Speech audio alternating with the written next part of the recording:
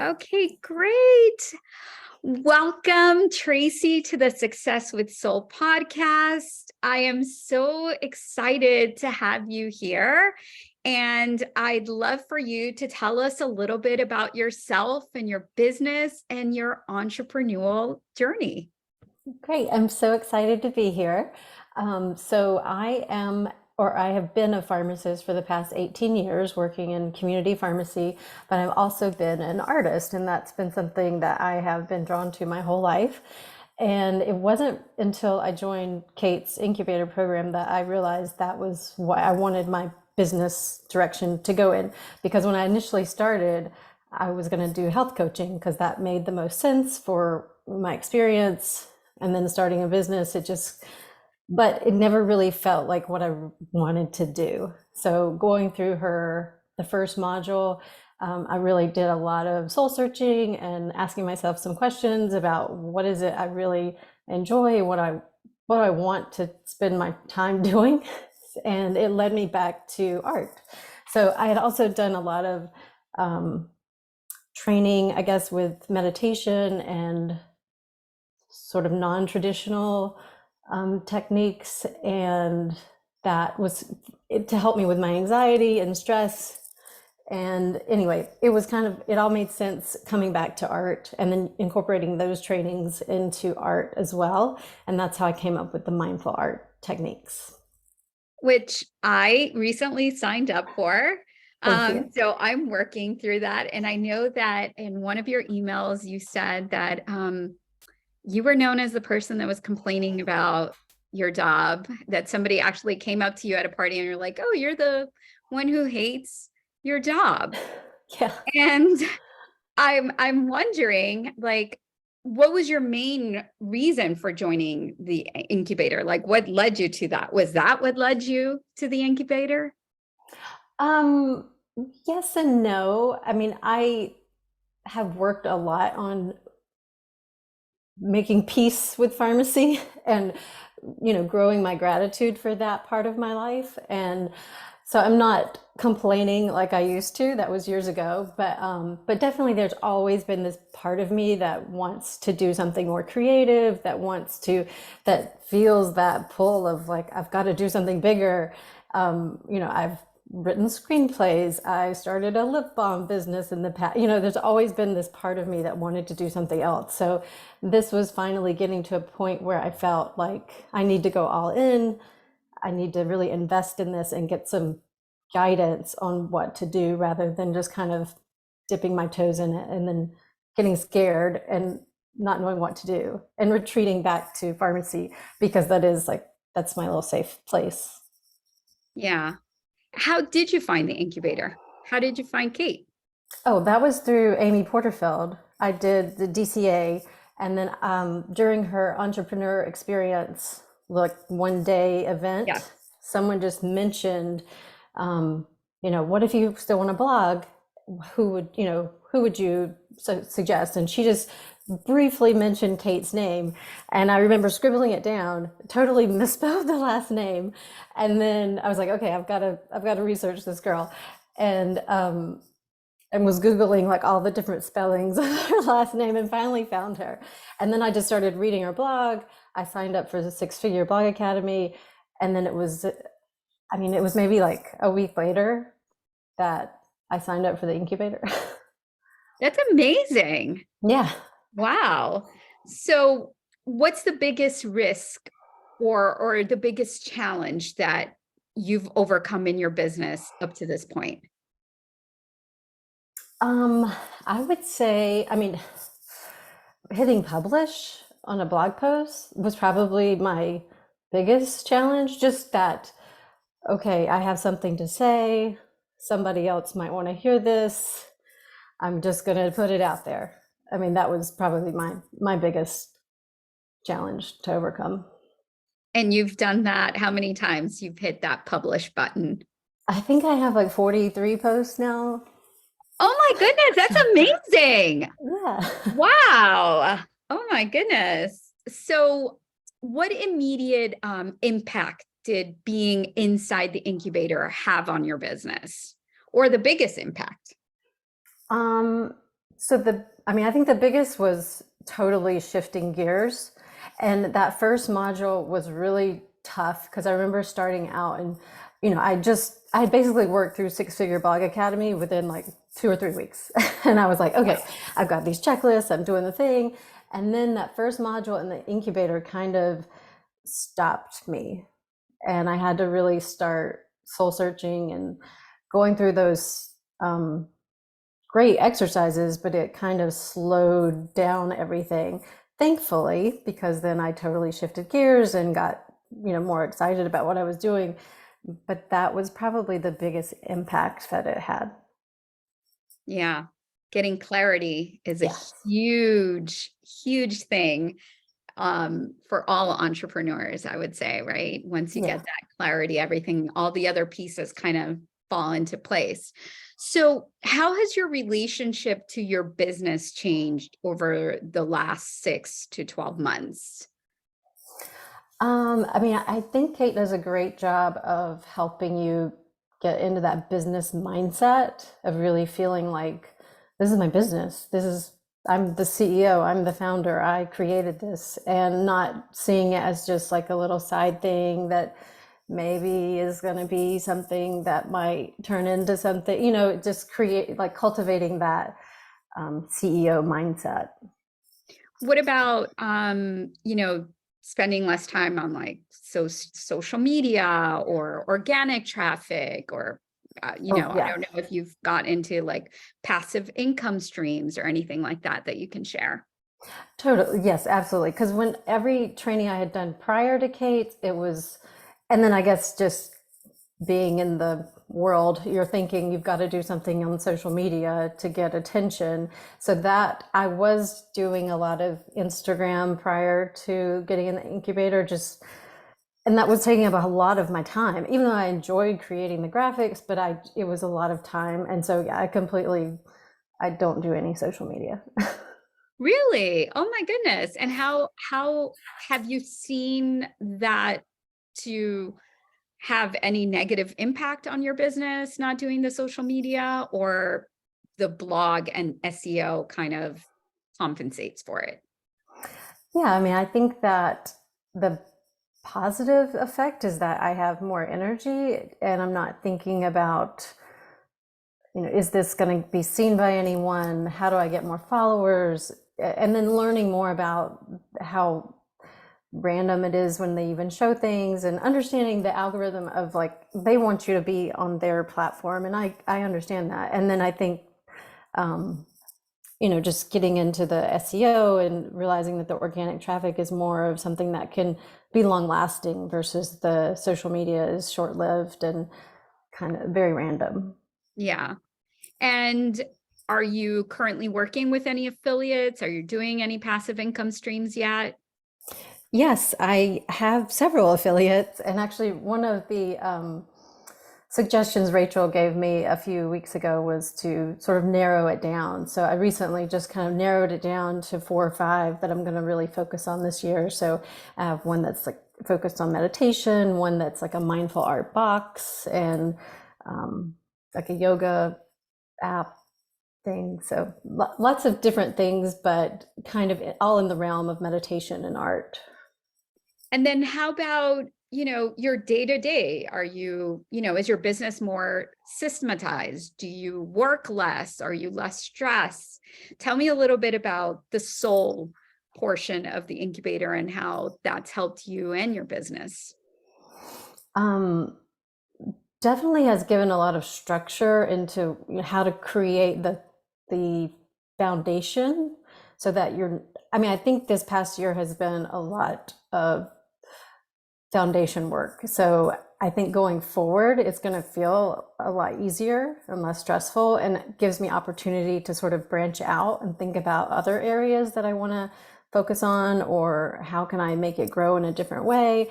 But yeah, I feel like I wouldn't say I was stressed this past year necessarily, but it was a lot of work and a lot of effort put into building those foundations. So, learning all of those systems that Kate teaches really helps you create those foundations that I think eliminates the stress going forward.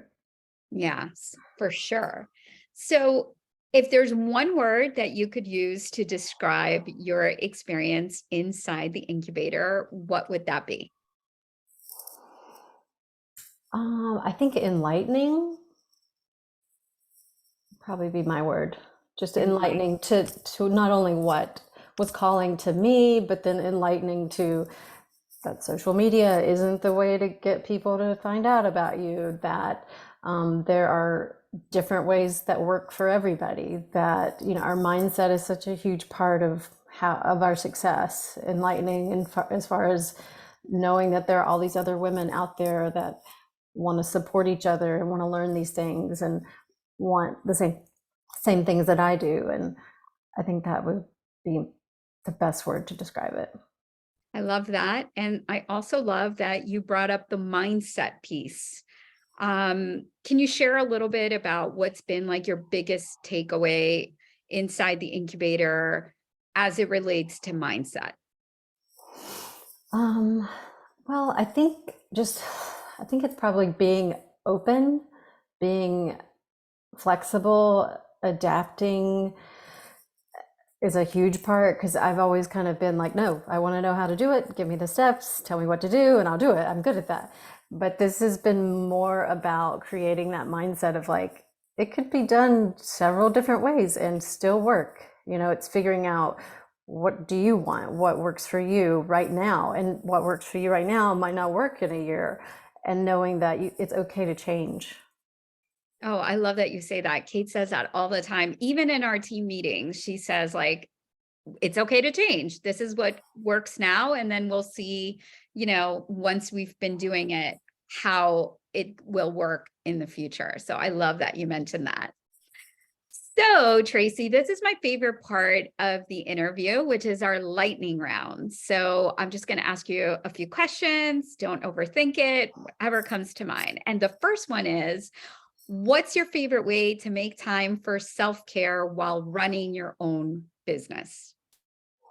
So probably my morning routine is a big part of that, doing like a 15-minute yoga and then doing a little journaling.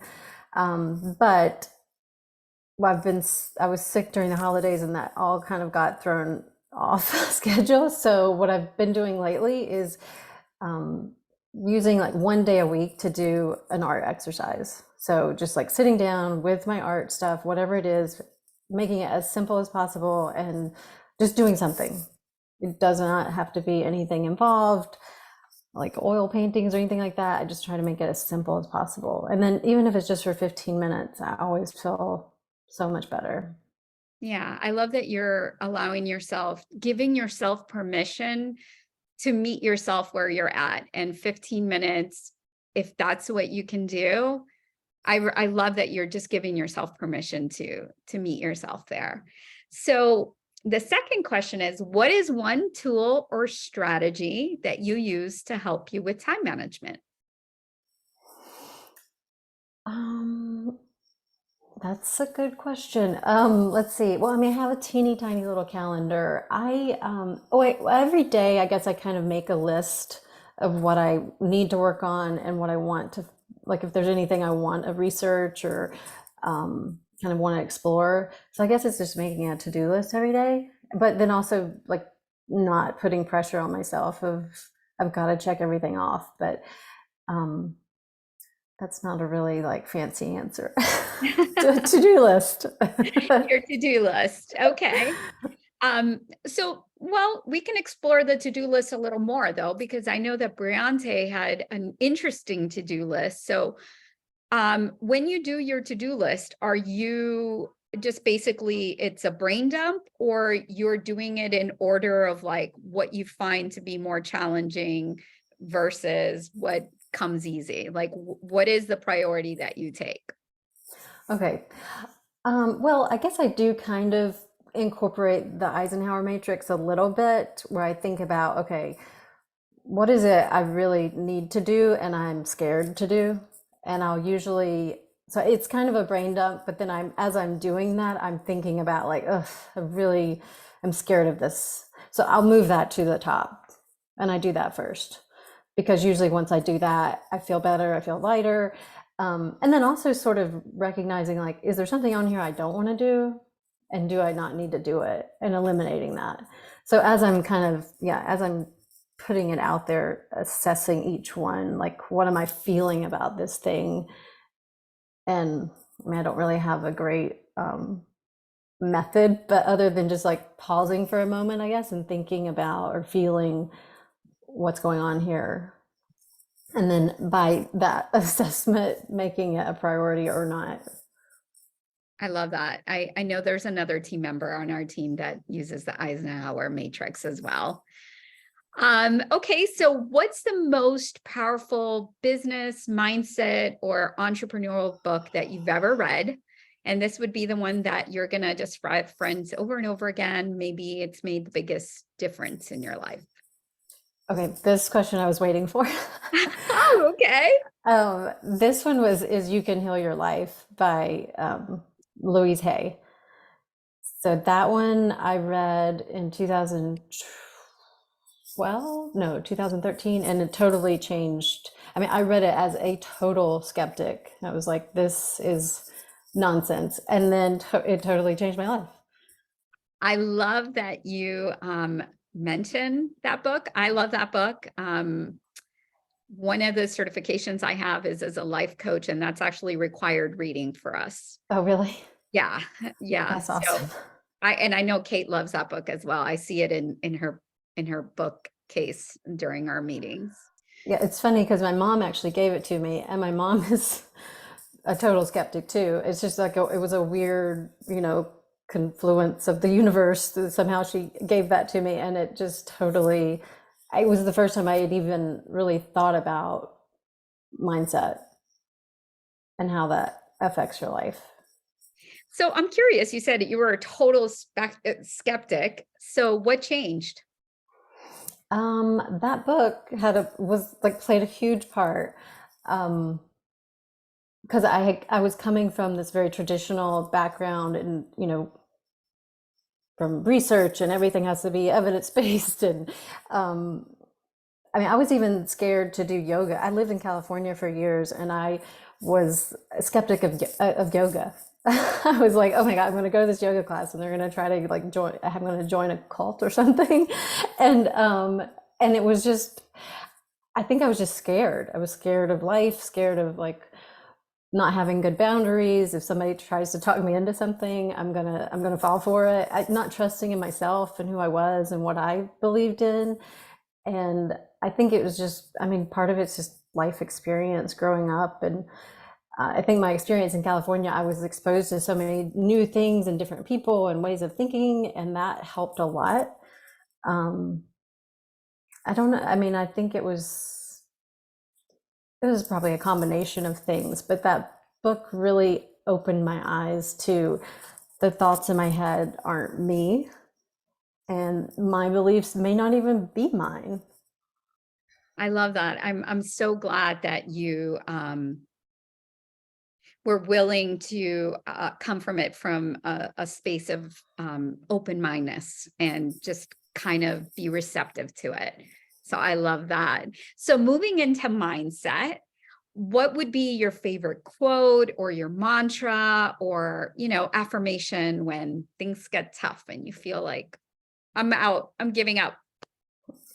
This one I got from a yoga teacher on Peloton, and I Okay. love her. It is everything you could ever need or want is right here inside of you. And Oh, that one just makes me feel just really calm and peaceful, and that I don't need anything else. It's right here. love that too. And I feel that very much is in alignment with what Lewis Hayes says, right? That all the answers are within, right? Everything that we're searching for is within. I love that. And finally, you're in the Success with Soul podcast. So, what does success with soul mean to you?